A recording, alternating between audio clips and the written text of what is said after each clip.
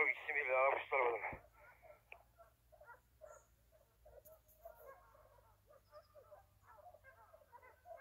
Abi köpek oradan kaldırdığı gibi yoldan atlatmasına karşı ya. Abi aramışlar orada iyice aramışlar.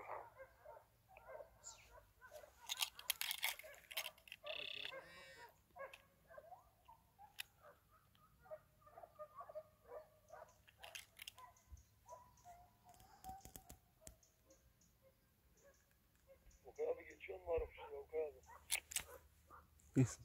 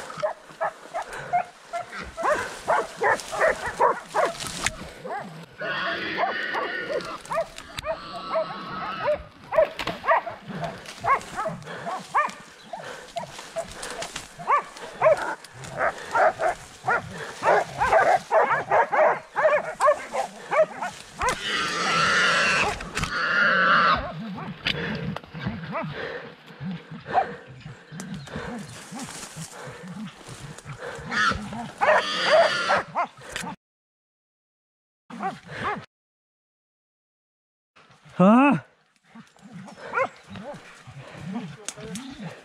Ya köpekler tuttular.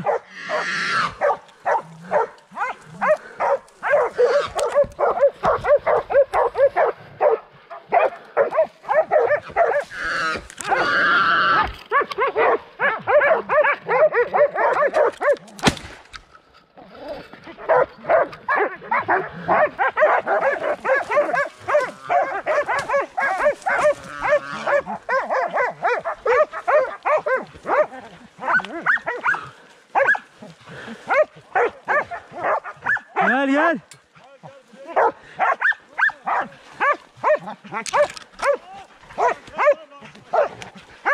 Gel. Gel. Gel. Gel. Tamam abi tamam. Aferin.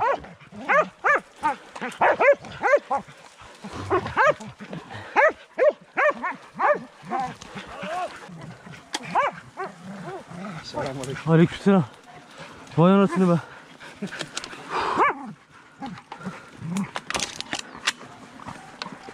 Az daha yok işte. Ay, şşt lan. Çakallara bak lan.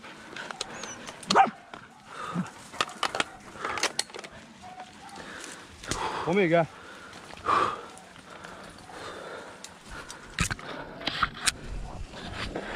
Hiç görüntü vermiyor. Hiç görüntü vermiyor diyor.